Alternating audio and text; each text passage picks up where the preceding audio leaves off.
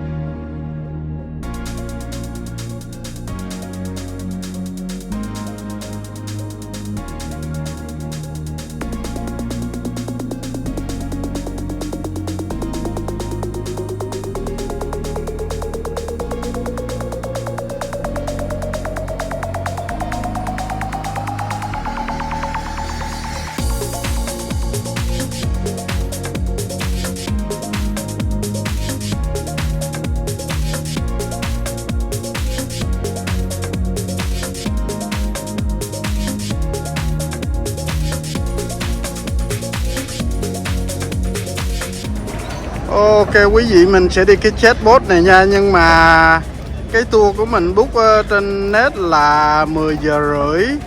Bây giờ sớm lắm, bây giờ mới cái 9 giờ 45 mà. Nửa tiếng nữa mình mới lên. Nhưng mà bởi lần đầu cho nên mình mắc sure mình tới sớm á, để không có bị lộn chỗ gì bị trễ giờ.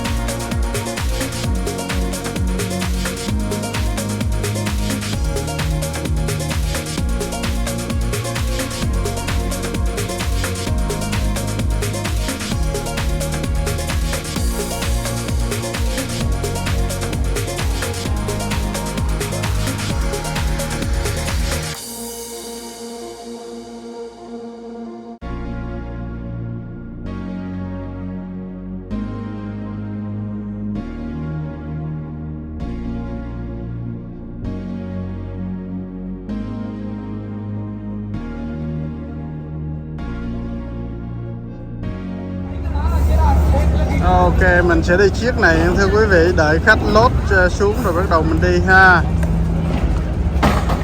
Nhắc nhở anh em nha, không mặc áo mưa thì họ không cho đi nha, phải lên đó là họ phát áo mưa cho mình nha. Và cái này nó nằm gần cái Opera House thưa quý vị. Đây.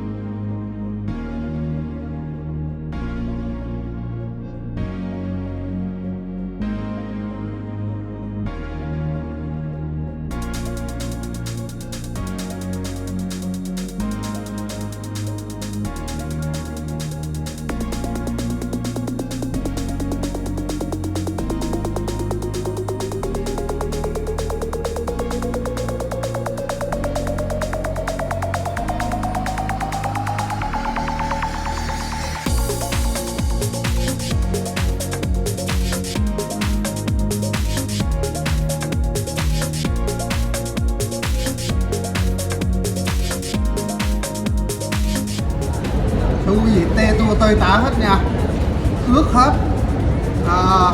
Nhưng mà phải nói cái này là mình dự phòng rồi cho nên mình tháo gì tháo vớ ra hết. Một cái tour chatbot này nên đi thưa quý vị, nếu mà cái sức khỏe quý vị tốt và không bị say sóng á, rất là nên đi đối với các bạn trẻ. Tuy nhiên quý vị biết khi mà ra ngoài đó một lúc mà bắt đầu đưa cái tốc độ cao mà bắt đầu lạng lách á, thì họ không có cho mình quay phim, đó là điều rất tiếc. Họ có cái thiết bị của họ để họ quay phim chụp hình họ bán cho mình đó, cho nên thôi cái đó thì không sao, nhưng mà rất tiếc là không thể quay được cái khúc đó để mà quý vị có thể gọi là du lịch qua màn ảnh nhỏ. Nhưng mà cái chatbot này nó chạy cái tốc độ rất là cao, mình nghĩ là không dưới 80 cây số giờ đâu nha, rất là tuyệt vời. Cái chatbot mình không biết dịch ra tiếng Việt sao, bởi vì mình không phải là dân chuyên về biển, nhưng mà một tour nói chung là te tua hết, ướt hết.